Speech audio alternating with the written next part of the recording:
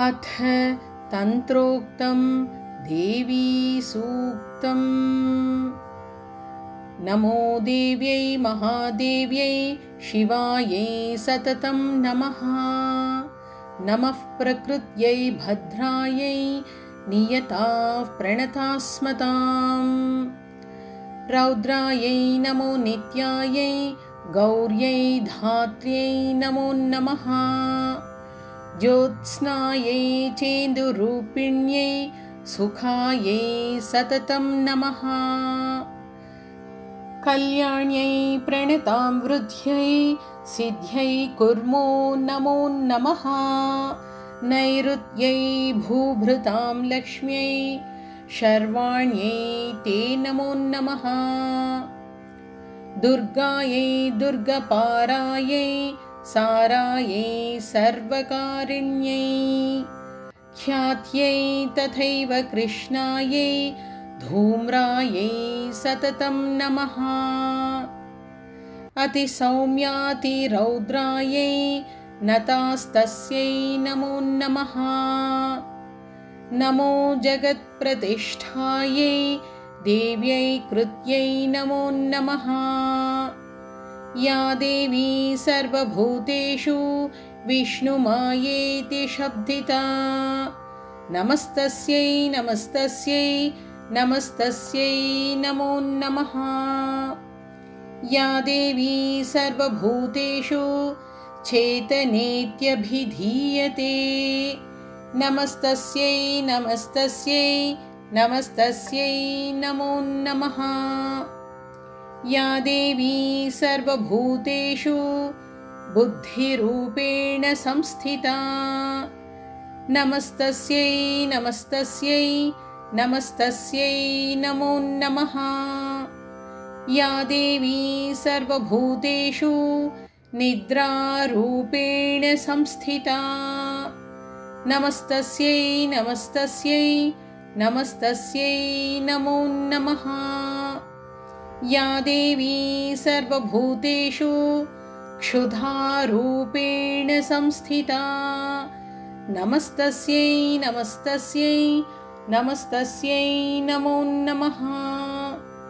या देवी सर्वभूतेषु छायारूपेण संस्थिता नमस्तस्यै नमस्तस्यै नमस्तस्यै नमो नमः।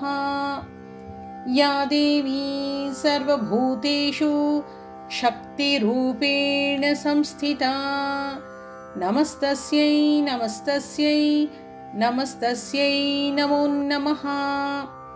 या देवी सर्वभूतेषु तृष्णारूपेण संस्थिता नमस्तस्यै नमस्तस्यै नमस्तस्यै नमो नमः।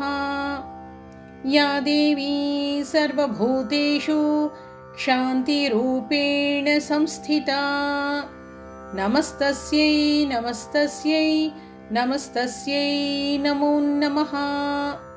या देवी सर्वभूतेषु जातिरूपेण संस्थिता नमस्तस्यै नमस्तस्यै नमस्तस्यै नमो नमः। या देवी सर्वभूतेषु लज्जारूपेण संस्थिता नमस्तस्यै नमस्तस्यै नमस्तस्यै नमो नमः। या देवी सर्वभूतेषु शान्तिरूपेण संस्थिता नमस्तस्यै नमस्तस्यै नमस्तस्यै नमो नमः।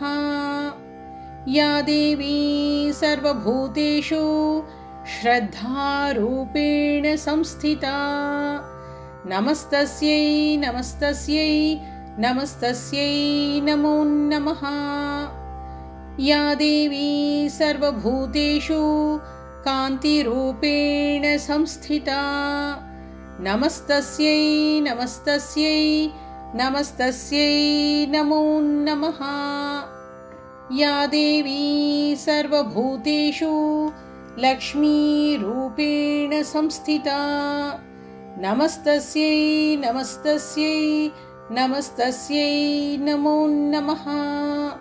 या देवी सर्वभूतेषु वृत्तिरूपेण संस्थिता नमस्तस्यै नमस्तस्यै नमस्तस्यै नमो नमः।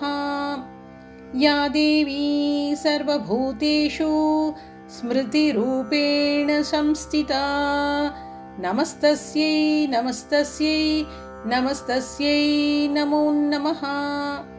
या देवी सर्वभूतेषु दयारूपेण संस्थिता नमस्तस्यै नमस्तस्यै नमस्तस्यै नमो नमः। या देवी सर्वभूतेषु तुष्टिरूपेण संस्थिता नमस्तस्यै नमस्तस्यै नमस्तस्यै नमो नमः। या देवी सर्वभूतेषु मातृरूपेण संस्थिता नमस्तस्यै नमस्तस्यै नमस्तस्यै नमो नमः। या देवी सर्वभूतेषु भ्रान्तिरूपेण संस्थिता नमस्तस्यै नमस्तस्यै नमस्तस्यै नमो नमः। इन्द्रियाणाम् अधिष्ठात्री भूतानां चाखिलेषु या भूतेषु सततं तस्यै व्याप्तिदेव्यै नमो नमः। चितिरूपेण या कृत्स्नमेतद्व्याप्य स्थिता जगत् नमस्तस्यै नमस्तस्यै नमस्तस्यै नमो नमः। स्तुतासुरैः पूर्वमभीष्टसंश्रया तथा सुरेन्द्रेण दिनेषु सेविता करोतु सा नः शुभहेतुरीश्वरी शुभानि भद्राण्यभिहन्तु चापदः। या साम्प्रतं चोद्धतदैत्यतापितैः अस्माभिरीशा च सुरैर्नमस्यते या चास्मृता तत्क्षणमेव हन्ति नः सर्वापदो भक्तिविनम्रमूर्तिभिः। ॐ इति तन्त्रोक्तं देवी सूक्तम्।